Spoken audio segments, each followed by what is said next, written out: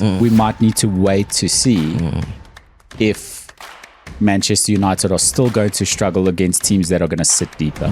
If there's any team you don't want to leave on top of the PSL table, of the Betway Premiership table, is Mamelodi Sundowns. But Chiefs are slowly going on about their business, getting those draws and the win there and there, and just keeping tabs with everybody else on above them. When last have you seen a Man United fan like this? This is Black and White Boots.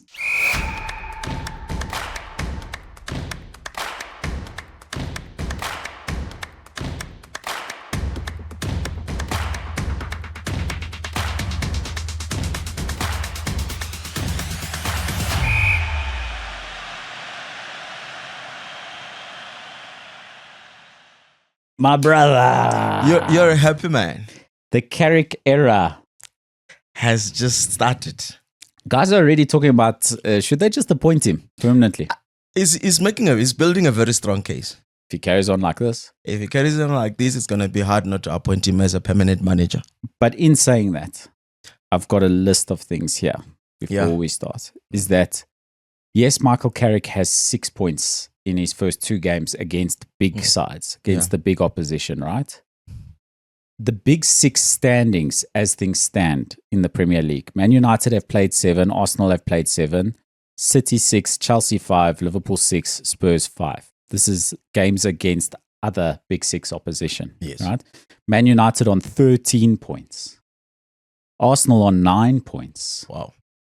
City on 8 points, Chelsea on 8 points, Liverpool on 7 points, Spurs on 4 points. Man United outright leading the standings for games against the big 6. The big 6 opposition. But they would have been on 7 points anyway before Carrick, because they've got another 6 points now. So largely, they would already be better off than Liverpool, having played a game less than Liverpool against big 6 opposition. So is it premature to say Michael Carrick is the man for the job? Man United are playing great football. Look at the results they've got against difficult opposition. Because earlier this season, they were doing okay against big 6 opposition anyway. It might not be a true reflection. Exactly what I'm getting at. We might need to wait to see if Manchester United are still going to struggle against teams that are going to sit deeper. Because it does suit Man United to hit a team on the counter-attack who's got possession of the ball. And it has suited them all season. The past 2 teams, they've been the teams that like holding possession, and United will get their opportunities on counter and whatnot. Which means Fulham this weekend is going to be a good test. A good test, because Fulham's notoriously difficult opposition for Manchester United. They will sit back. Yeah. They'll sit back. Interesting, but nonetheless, I think he has done a good job, and United looks more solid in my view. And I remember, I think we were having discussion, and I was saying to you, I think Cunha is gonna become one of Carrick's super subs, and he seems to be doing very well coming off the bench. He really is, and I think we'll get back to Premier League in a second. But Matheus Cunha, I think he's a real star, and we're concerned for him in what position he'll play, because can he really play off the left? Is he a natural left winger? I think the answer is no, really. But he's not playing that number 10 position in a 4-2-3-1, because we know who's playing there. Yeah, of course. There's no one taking that. Bruno. No, no one's taking that position from him. No one. But let's head over to the PSL. Let's start off there, because it is back. Home is back. Bro. We finally, last week, we were giving a preview to the return of the Betway Premiership action. Now we're back. Yeah, we're fully in. Yeah. We're full on, back in. Betway Premiership, PSL is back. CAF Confederations Cup is back. CAF Champions League is back. All of the competitions for us domestically are back. Orlando Pirates. Yeah. Still on holiday a little bit. I think so as well. I think they're a little bit, they were not so convincing. And obviously the coach went there with another starting 11 that consists of players that are coming back from injury, like Yo Sibilibili and the likes, and you ask yourself, was that a good was that a good maybe plan? Maybe on hindsight, not, because the second half when he introduced the likes of Mufukeng and Apolis, the Pirates started to play better. They created more chances as well. So I think it was just one of those games where you needed to adapt very quickly to the fact that you are back and then you are fighting for these things. And I think it's going to be a wake-up call for Orlando Pirates to say, you know what, we need to start putting those points on the board, because we can't afford to slip up now as we have done in the past.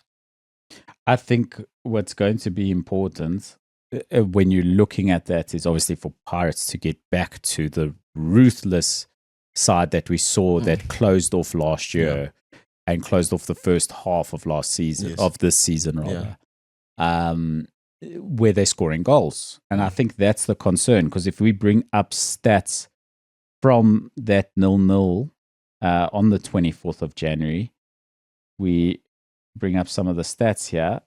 The expected goals were there, though. Yeah, they were. They were attacking us, and they have like some crazy number of corners. So XG 0.47 Skokune, 2.03 for Pirates, 39% possession for Skokune, meaning 61% for Pirates, 17 shots, six shots on target. Sorry, 5 shots on target, 2 big chances, 12 corner kicks. With an 86% pass completion, they've played well enough to win the game. They did. And if you're not going to take your chances, we saw it with Bafana, you're not going to score goals. You're not going to score goals. And also another thing that I've picked up watching that match is that we were creating a lot of corner kicks, right? But I've realized that Pirates is not lethal when it comes to corner kicks. They just... It's sort of like, I don't know how to put it. It's just sort of like it's part of the game for them. It's not an opportunity to create chaos in the box, you know, because the amount of corners that we got and the amount of chances that we got out of it does not really equate to it does not equate to goal scoring opportunities. And the thing is, there's pressure from below. That's the biggest thing right now, because it's a league format. Pirates were giving themselves a little bit of a gap. They are still in the advantageous position of having games in hand and the points on the board. But to drop points while Sundowns and Chiefs are winning games, it's not good for Orlando Pirates, and I'll tell you why. Orlando Pirates needed to be in a very, very good position when they go face Mamelodi Sundowns later on this month. And then when they go to... Remember, they still have to play Kaizer Chiefs twice. So you want to go into those fixtures having created a healthy gap, and that it seems like we're going to go into those games and be forced to create that gap by beating those two. Absolutely. And it's... and that's how you win the league. That's how you win the league. Yeah. But... it's disappointing for Pirates to drop points where you should really be getting them. Yeah. And you know, it's one game. Let's not get ahead of ourselves. Yeah, we can't. And it's 2 points dropped, not 3. Yeah. And they are still in the advantageous position. But the concern for a lot of Pirates fans, I'm sure you're feeling the same way, is that we really need to hit the ground running. When you're coming back from a break in the season like this, you're going to be very worried if you haven't hit the ground running, got the momentum going, because this form can turn into a longer term dip if you don't get the momentum from the beginning. If you get a second draw. If you get 2 draws in a row, you've dropped 4 points, and Mamelodi Sundowns gets all of theirs, all of a sudden the pressure's really on. Yeah. And you're giving... Sundowns the momentum that they need to go on and win another title. Yeah, and it will be sad for Orlando Pirates, because let's be honest, we are left with the league and the Nedbank. That's all we have to play for right now. Mamelodi Sundowns... we've won everything else. Yes. Mamelodi Sundowns still needs to compete in CAF Champions League, the league and the Nedbank. So we really have to show that we have the capacity to actually win the league and exert ourselves properly, because if we do not do that, we're gonna give Mamelodi Sundowns a chance. If Mamelodi Sundowns goes on top, I can tell you now, they know how just to finish the league. If there's any team you don't want to leave on top of the PSL That's table, Mamelodi of the Sundowns. Betway Premiership table, is Mamelodi Sundowns. Yes, they're not. They're not They're the best. Sundowns of last season or the season before that. Yeah, I know. But they're Sundowns. they're Sundowns, and they've got experience. When last did someone else win the league? That's 5 it. years ago? You 6 see, years ago? 6 years ago, I think. It was the last person. I think it was even Gavin Hunt. I think with Feds. Can't remember, but yeah, it's crazy. It's crazy, man. You can't allow Mamelodi Sundowns to go top. No. It would be Because interesting. they're not going to relinquish that. They're not gonna. And I'm worried about Pirates, and I hope that they can turn the corner quickly. You know, like you said, it's just one game. Maybe there's no need to panic, but it's that one game that we needed to win. But also with that the said, timing of it. That's the thing. Because if it was a draw in December and Sundowns win their game in December, you're like, okay, cool. And you'll remember my words in December before we wrapped up here. The team of everyone who doesn't want this break to happen right now is Orlando Pirates. because the momentum was good. The momentum was there. The momentum was good. The last thing they wanted was a break. Yeah. So you just hope that they turn it around quickly. They've got the quality. Of course, they've got the quality. They are the best side in the league right now. by far. I think so. So those players need to turn it around. Yeah, they Keep have to. creating opportunities Yeah. and go on and turn the form around to take themselves back. Yeah, I just wish that, yes, the coach has got a lot of players and he's got this rotation policy. But I think we're at this last stretch is very important. You have to ensure that you just get those points on the board, or else, you start losing momentum. Whoever goes on top, they might just be the one that run away with it. And in this case, I think Mamelodi Sundowns, if we allow them to go on top, it's not going to be easy to topple off them. How's this? Yeah. I mean, we were arguing about it, and I'm like, I can't remember someone else winning the league. It was Gavin Hunt's Bidvest in 2016-17. Yeah, that's what That means it's 15 titles. It's 10 titles in a row for Mamelodi Sundowns of their 15. Let's see, 1, 2, 3, 4, 5, 6, 7, 8. Sorry, 8 titles in a row that Sundowns have won. And the last time they didn't win a title was just that solitary season where Mamelodi Sundowns had won it. Where Bidvest had won it, sorry. And they were runners-up that season. Season before that, they won the league. Yeah. So, yeah. They just know how to win the league. They know how to win this league. It's their league in many ways. They have 15 titles. Kaizer Chiefs have 4 titles. Yeah, and Orlando Pirates has got 4 as well. Obviously for the PSL era. Yes, during the PSL era, of course. So anyway, that is this current state of things, and that's why it's so important for Pirates to turn this around. Kaizer Chiefs. Do you think they're a dark horse? It's so weird to call Kaizer Chiefs a dark horse in the context of South African football, but in the context of how they've been in recent seasons, they're a club without a permanent manager in many ways. So they are a dark horse, and they have the potential to go on and win the league because the points difference doesn't lie. Doesn't lie. They just have a lot of draws, but hey, draws are better than losses, hey? They started the season really well. Yeah, they've pushed. If you remember, they pushed early, and then obviously the form dipped off a little bit. Manager going as well, that destabilizes their team. Exactly. But as things stand today, as of our recording date, on the 26th of January, of course, you might be watching this on the 27th, Kaizer Chiefs, having played 14 games, 27 points, 2 points behind Orlando Pirates, and 2 points behind Mamelodi Sundowns. 2 points in the context of the season is very little, considering we're halfway through it. Yep. Or only nearly halfway through it. Yeah. Wrapping up the first half of the season, 2 points off the top, not bad. Not bad at all. And I think the focus is only on Mamelodi Sundowns and Orlando Pirates.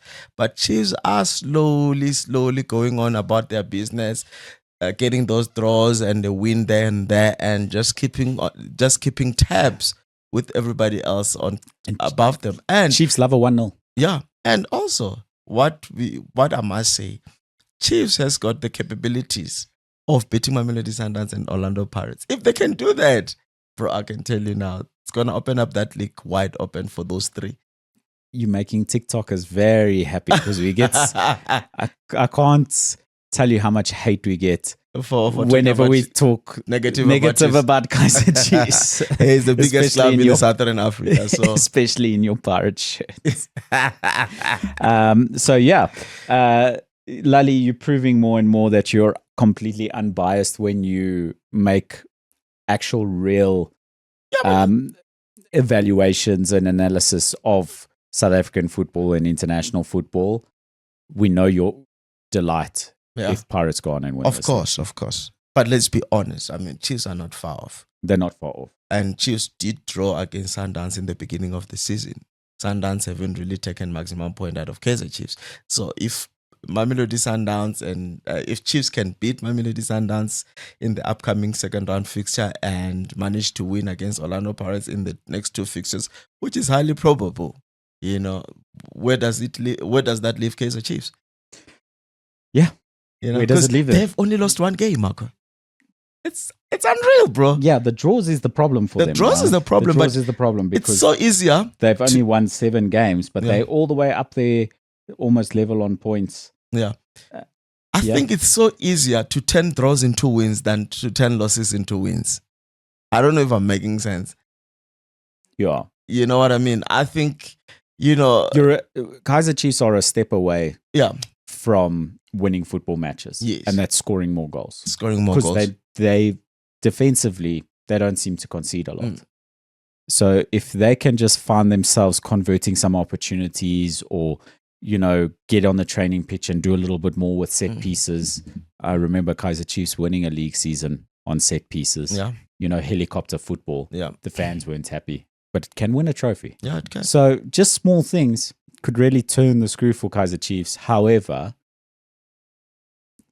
we're doing an evaluation on possibilities. The probability is still Orlando Pirates are favorites right now to go on and win the season. Yeah. Mamelodi Sundowns are always...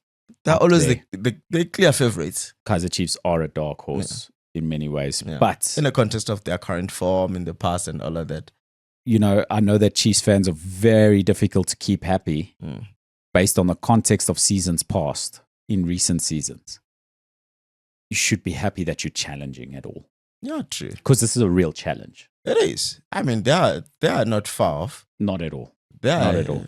3 points away from... And this table now, because the points are so close, a couple results in, and that thing can shift a lot. And we're halfway through the season. To find yourself around the top there, halfway through the season. Like I'm saying, the upcoming fixtures now towards the end of February and towards the end of January and the beginning of February are going to be very, very, very, they're going to be very telling about where this league goes.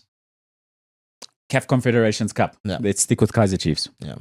Getting a win there as well. Yeah, they needed a win. I mean, that group is tricky, like I said, bro. Like, I mean, it's not an easy group, and I see they're sitting, I think, third now. And they were playing away, which is good for them.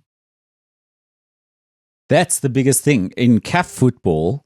Away fixtures are huge. Ask Gavin Hunt. Yeah, they're massive. You go there. To go out there. Just go there, avoid losing. That's it. Come back with a draw if all fails. Because PSL clubs are notoriously good at getting results here at home. Yeah. Oppositions find it difficult to come here. And we know, particularly with African football, the conditions that teams can be exposed to when they're traveling across the continent, which is a strategic thing. If you're getting points on the road, it bodes very well for you. I mean, they beat Zesco United, who are currently sitting fourth with 0 wins. So, I mean, you have to beat those who are vulnerable in your group. And Zesco United, it seems like everybody is whooping them there. Yeah, taking points there, and it was a 1-0. Yeah. But they welcome Zesco United next on the 1st of February. Which is going to help them to, if they can beat Zesco at home. Zesco, they go up, and they will hope that Al Masri and Zamalek plays a draw, and then it gets them to a second position. Yeah, then they've got Al Masri and Zamalek to play still. Yeah, there's a lot of football still to be played in the group stages, but they are still in it. And like I said, I mean, I think as a Chiefs has got the potential to go all the way to the final in this. If they can get out of this group stage I can tell you now, they can go all the way. I think what's especially key for them is their next two fixtures are at home. Yeah. So get the points on the board. If you can get 2 wins in a row, it's your home games. You should be winning your home games. Do your best, your utmost to win your home games. You get that, and then the fixture away against Zamalek should have no importance on it. You should have qualified from your group by then already. If you get these 2 wins, that should be the motivation. And we've said that Chiefs really need to focus on this Confederations Cup. It could be a huge trophy for them. It could be a massive trophy. If you can't, I mean, yes, they're still in it in the league and all of that, but they're in a very good position to actually go all the way and win this Confederation Cup, which I think will mean a lot for their faithful. We're actually going to put this out to you as the audience. Which trophy would you rather win? CAF Champions League or PSL trophy? And if you say the Champions League trophy, I think a lot of us would assume that, right? It's a CAF Champions League ahead of a PSL trophy. Yeah. It's a bigger thing. But would you rather have a PSL trophy or a CAF Confederations Cup trophy? I think that's a better question. Is would you rather have a league title or a CAF Confederations Cup title come the end of the season? Which are you happier with? Yeah, not true, hey?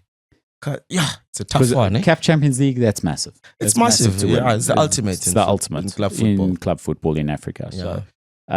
Yeah. So, would you rather have a Betway Premiership title or a CAF Confederations Cup? If I were in that position to pick one, I would pick the Betway Premiership, honestly speaking. Just because it's been a minute since Chiefs have won it. Yeah.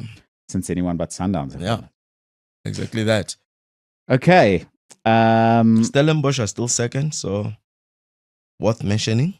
Yeah, Popov Stellies. And there's a man who's not too bad at CAF competition either. Hey, he knows how to navigate those waters. He's got the experience. But they lost yesterday, obviously. But I think maybe going forward, obviously, he would have to try and steer that ship back to winning ways. And he had made some great signings.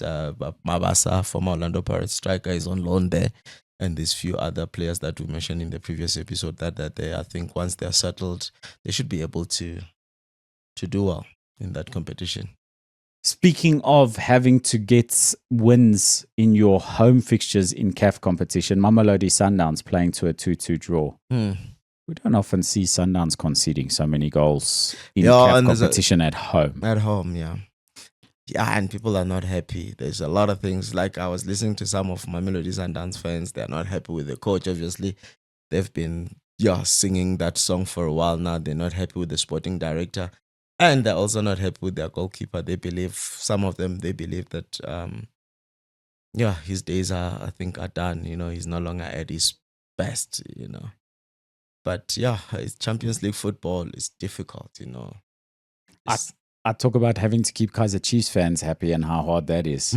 Sundowns fans, they're victims of their own success. The expectation is so high at that club. Yeah, what I don't understand. Okay, yes, they're not happy with the coach. They're not happy with how they're playing and all of that.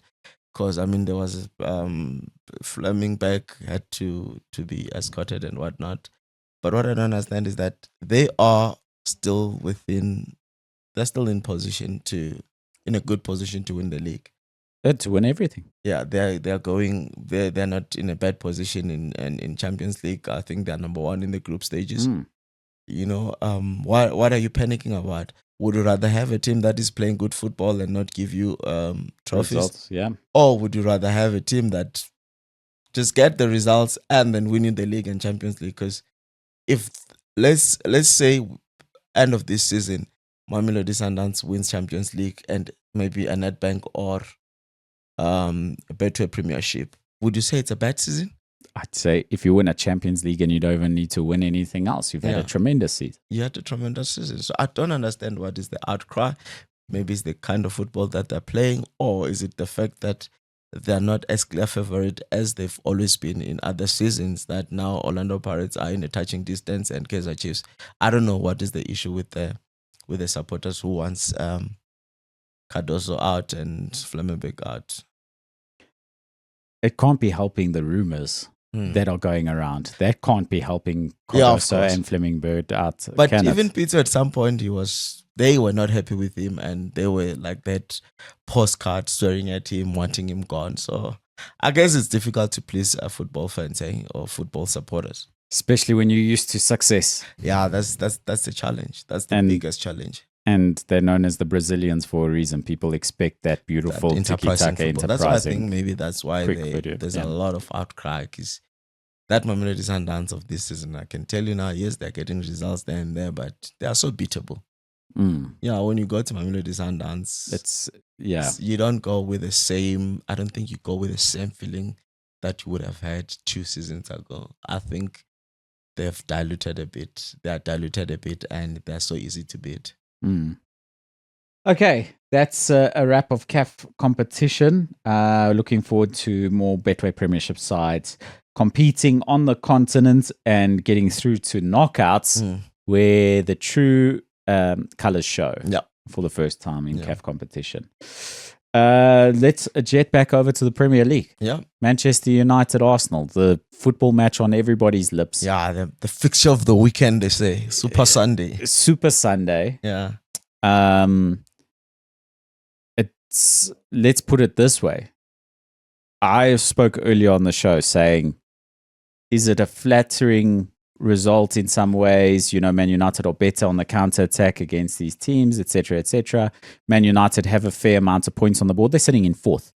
Ruben Amorim's only been gone for 3 games or 4 games. They're sitting in 4th. So he's done a lot of the work that's got Man United to this point. However, boy, oh boy, are Man United exciting to watch again. Yeah, no. That was a good game to watch. That was an exciting game. There was some tremendous football.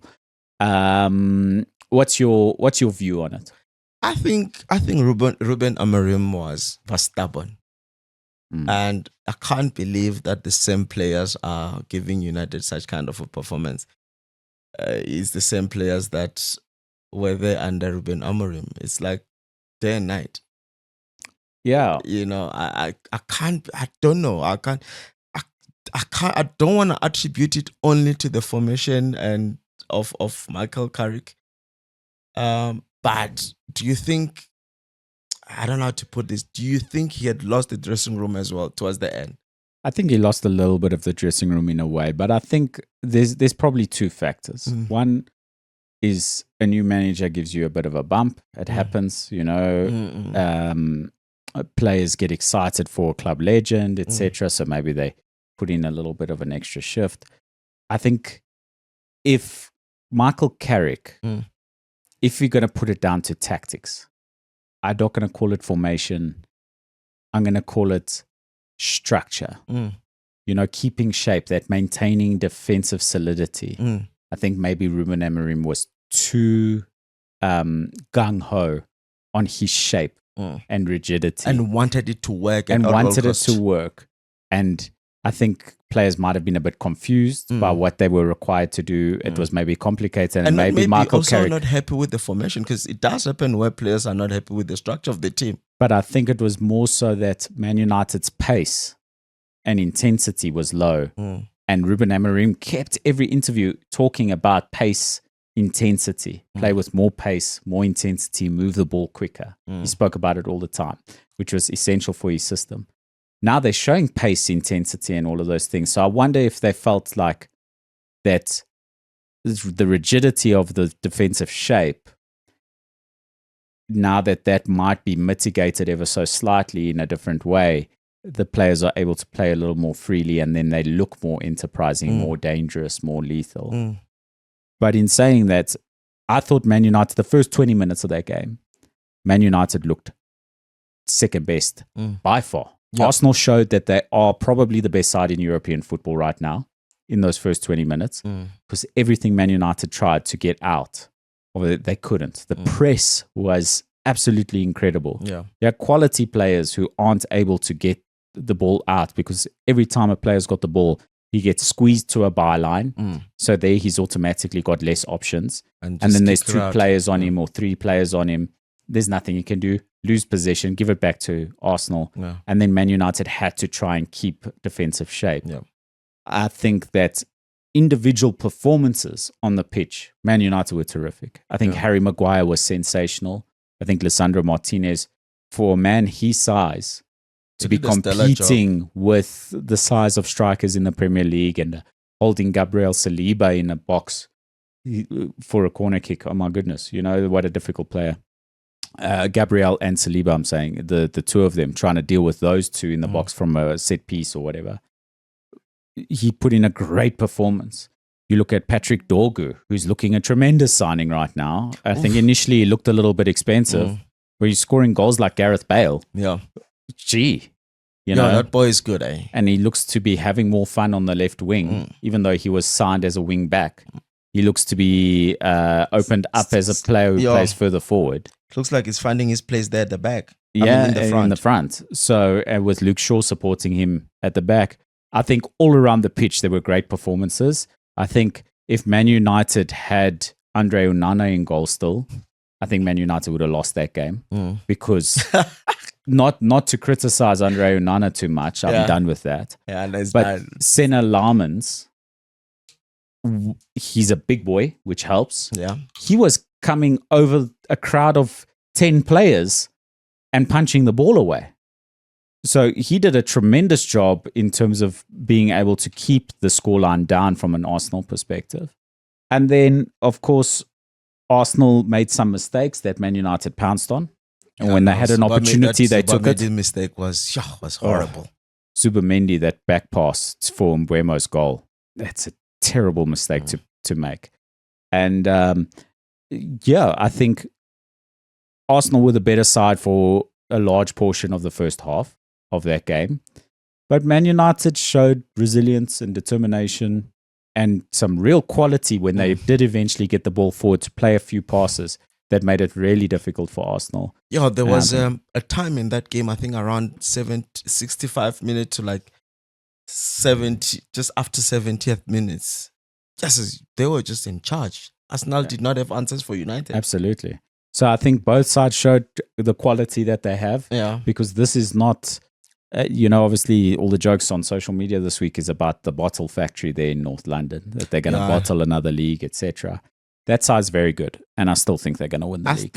I think that factory is shut for this season. Yeah. I don't think they're manufacturing any bottles there. Yeah, I think so. I think this is their time. I mean, they lost against a team that has shown that they can hold their own against other big teams, which is United. And the good thing about Arsenal is that they created the lead, which gives them a breather. When you're 7 points ahead and you lose a match, you're still ahead, and you just need to regroup and win more games. And look, Arsenal beat Manchester United earlier in the season where Man United were the better side. Yeah.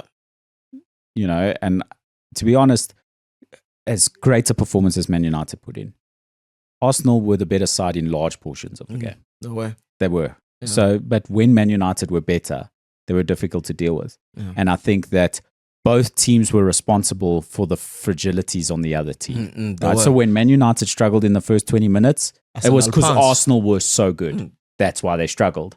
And the moments where Man United were so good and Arsenal struggled in the game was just because Man United were so good. They made Arsenal struggle. Yeah. So I think it was a great game. What a watch. And it's why it's the greatest league in the world. No, definitely. Speaking of great league, great teams, we're talking about Mamelodi Sundowns and their dominance, league title after league title. Pep Guardiola, Manchester City, league title. Liverpool put a block in it for a little bit.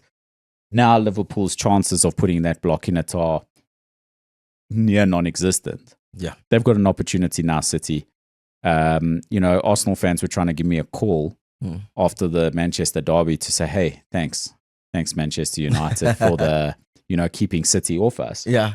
Little did they know United are going to return the favor once again. Yeah, United is, they're not about we're doing you the favor this week, but next week there's no favors, and that's the beauty about football. That's the beauty about football. So now, in reality, over the course of the 2 weeks, over the course of those two fixtures, Manchester City are only, they're 2 points closer to Arsenal than what they were before the start of those last two league fixtures. 4 points closer. They're 2 points closer because they lost the fixture and they won one. Whereas Arsenal only drew to Nottingham Forest. Yeah. So they're 2 points closer to Arsenal than what they were 2 weeks ago. Yes, of course, yeah. So yeah, they've really been turning on the pressure, and Aston Villa are up there as well. Yeah, Aston Villa up there. Look, for me, I think for City, I would say, I mean, you look at I was just pulling out the players that are out, Oscar Bob is out, Sevino is out, Jasko Vardiol is out, John Stone is out, Ruben Diaz is out, Kovacic is out, Nico is injured, Matthias Nunes at some point he was also sick, You look at those players, I mean, that's sort of like a... Especially in the back line. Yeah. If you say John Stones, Ruben Diaz, Jasko Vardiol. Yeah. Those are 3 top defenders that I think could play in any club in the Premier League, that will start in any club in the Premier League, barring maybe Arsenal. Yeah. Because Arsenal have 2 tops, Saliba and Gabriel, doing a stellar tremendous, job. right? Yeah. But other than that, those 3 defenders could probably make any starting lineup in the Premier League. And Manchester City are like, well, our guys are injured. We need a centre-back. Go get the next best thing, Mark Gahey. And he sort of like, against Wolves, he stabilized Man of the defense. match in his first game. Made more passes than anyone else on the pitch. Yeah. Stabilized the defense against Wolves, who are all but gone already. Yeah. But they at least putting in performances. But Manchester City made it look like these guys are getting relegated. Yeah. No other side has done that in recent weeks against Wolves. Wolves have looked really strong in recent weeks. They have been trying to climb back up, and we've seen in the past, getting those draws. Unfortunately, they came in a little too late. And in fact, they needed more wins than draws, obviously. But I think Manchester City, with the signing of Gay, what a signing! It's gonna help them stabilize, and I hope they can challenge Arsenal, because they look fragile there at the back. The past 2 games that Vardiol and Ruben Diaz have been absent. So I think we might just have a good final stretch. Yeah, the total gap now between the teams, as you rightly said earlier, is 4 points. Yeah. That City are still behind Arsenal. But if you look at upcoming fixtures, I think Arsenal fans will be expecting their side to go to Leeds and win. Yeah. Make sure that gap stays 5 points. Because Arsenal goes to Leeds next. That Arsenal goes to Leeds on Saturday. Yeah. And Manchester City have to go to Spurs, who, take it as you will. Spurs might be an easier game. They always show up against the bigger guys. Yeah. But... So, I mean, we'll get to Tottenham Hotspur in a minute. Aston Villa are at home to Brentford. They might just be the ones closing the gap on Arsenal up there. Aston Villa have been tremendous. I think they've got such quality in their squad. Even brought back Bailey from Roma. Yeah, from the Totti boys. From the Totti boys there. Yeah. And Emi Martinez saves you how many points a season? Having a keeper of that quality, how many points do you save a season? Yeah. He's a big part of why they're up there. If they can go on and win, I don't think he will regret his he will regret this move, right? Because remember he was He had said bye to the to the fans. He was going to Man United. Yeah. Well, Ruben Amorim allegedly called him Yeah. and said, "You're coming. We want you, whatever." And that's part of why Ruben Amorim's relationship with the club went downhill. Is he wanted Emi Martinez? He's a quality. And Jason Wilcox blocked the move because of the age, and they wanted a younger goalkeeper who was more promising for the future. What and the they were irony, the Senna Jim. allowance. So, and then that was it. Yeah. So looking at that, Aston Villa, the loss against Arsenal, it was so important for Arsenal to beat Villa. Yeah, because they were sniffing, they were getting too close. Yeah. And had they won, yes, it would have made matters worse for Arsenal or difficult for Arsenal. Chelsea, next on my list to talk about. Sitting in fifth, they were fourth until Man United beat Arsenal, who are now in fourth position. Looking at the form guide, by the way, of the Premier League, Manchester United unbeaten in their last 5 fixtures in the Premier League with 2 wins in a row. Wow. The only team unbeaten in the last 5 fixtures from what I can see on the form guide. Yes, absolutely. The only team unbeaten in the last 5 fixtures. The other team that was on a unbeaten run was Wolves, which was ended by Manchester City. So Man United, the informed side, but Chelsea also on 2 wins in a row. Their next trip is West Ham, who is another team in great form, also on 2 wins in a row.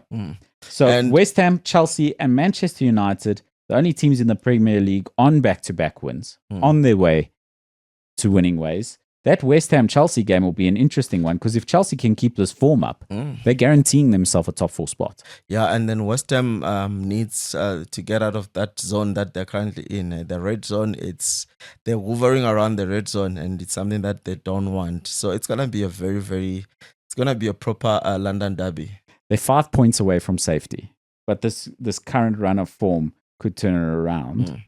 If they go on and beat Chelsea, it's just so difficult because you wouldn't believe who's in 15th and 14th place in this Premier League season. It's Crystal Palace and Tottenham Hotspur. These are good sides. Those are sides that were competing very well. Yeah, these are sides that you like. These guys could be in Champions League spots. Yeah, it's crazy, man. Like, we know Crystal Palace were stripped of some players.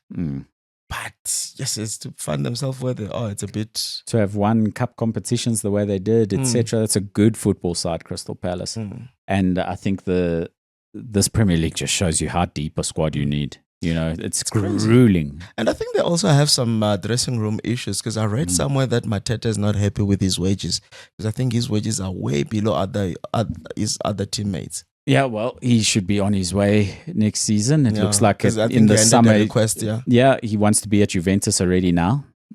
So Juventus have put in an offer, apparently.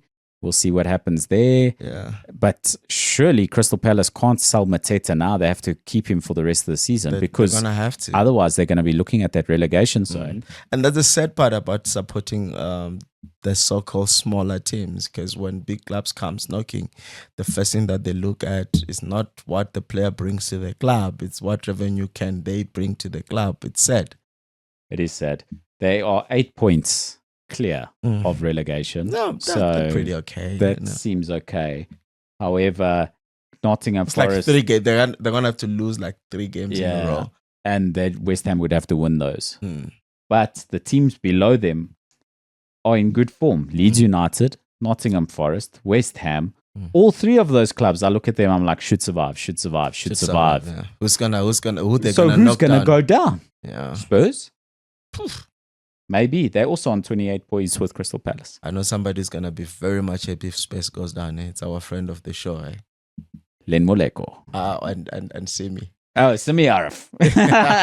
They'll be delighted. Arsenal win the league and Spurs go down. Yeah.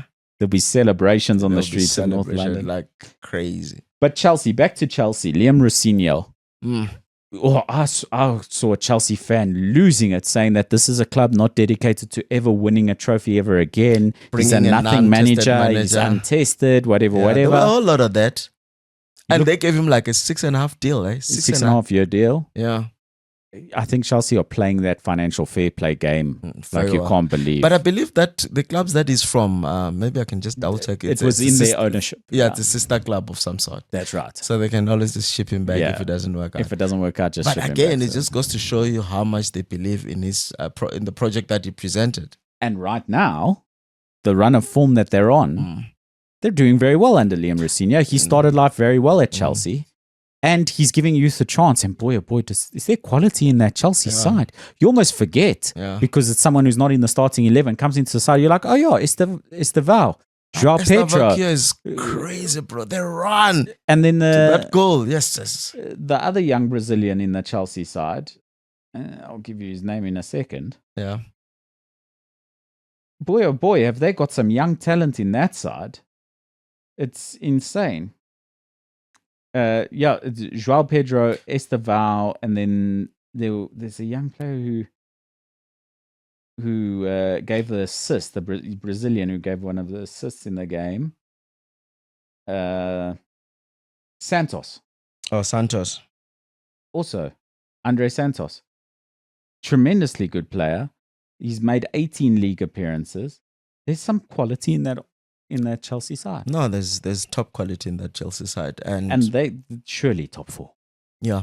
I think what they need now is just consistency, because we know Chelsea can get those results, but the biggest problem that they had in the past was just that they were not consistent. They will win 2 games and then go draw and lose and then come back again, go and win 2 or 3 games. And then their form was just up and down. If the new manager can just get them to be consistent, boy, oh boy, they're going to be like fighting for that top 4. Absolutely. And Yeah. who's to say? I mean, like, okay, I think they're a little bit far away from Arsenal, like Manchester United. I think for the league, I think it's a little bit. I think it's a little bit too much. 13 points is too much to make up. But I think the top four, it's the almost. Because surely those top three, they secure, right? No one's catching Villa, City, or Arsenal. Yeah, Man something United, drastic has to happen for Villa to drop all the Man way United down. are 8 points behind Villa. You know, so for Villa and City or City to drop points, it's Liverpool, Chelsea, and Manchester United are going to be battling each other for fourth. Yeah, those three are going to be battling for that fourth position. I think the top three 2 is sort points of between all the three order of them. might just change, but the top three it's most likely your top three that we're going to see at the end of the season. Yeah, I think it's sealed. Let's talk about Liverpool as we close off the show. Liverpool, what's going on?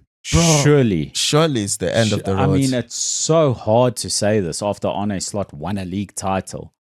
And to be through to the next round of the Champions League, also no joke. They're pretty much through. Yeah. Arne Slot going to lose his job having just won a league title? Should be crazy.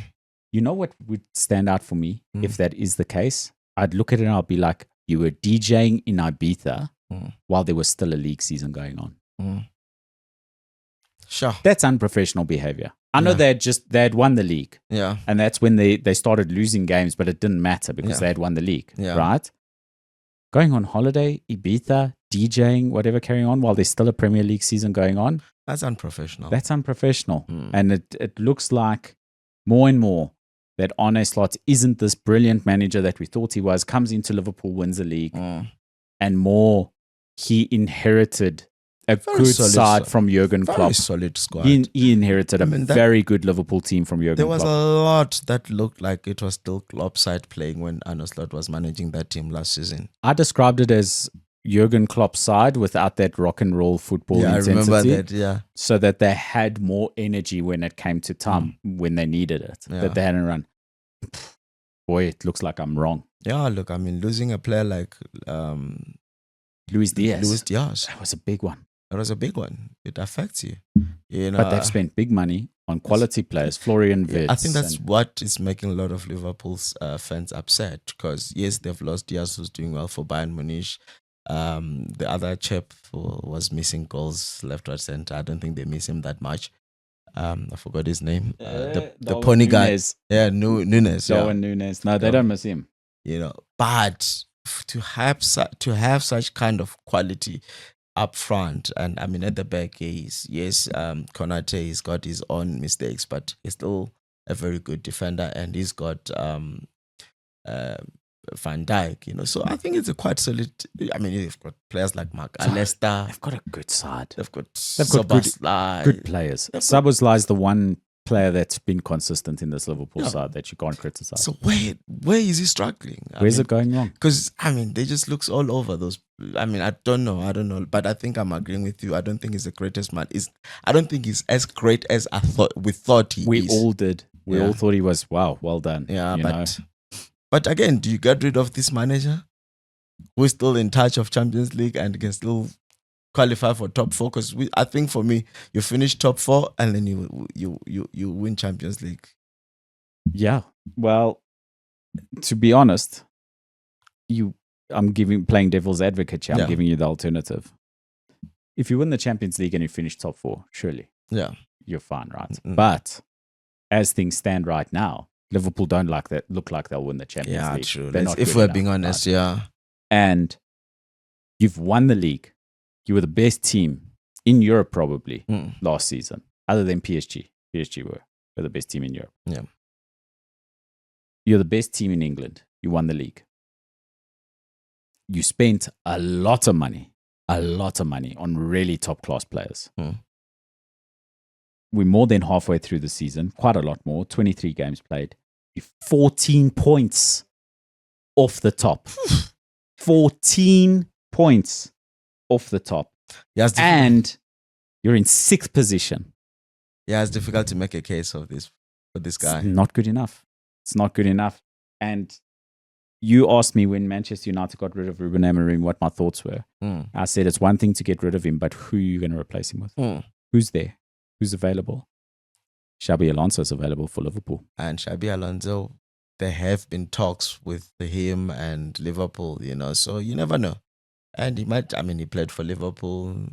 He won Champions League with them, I think. And apparently he wanted to manage two sides, Liverpool and Real Madrid, when he was at Leverkusen being so successful. And in his contract with Leverkusen, apparently, the only teams that would let him go to were Real Madrid or Liverpool. It was in his contract. If Real Madrid or Liverpool come, you can't say no. That was in his contract. Wow.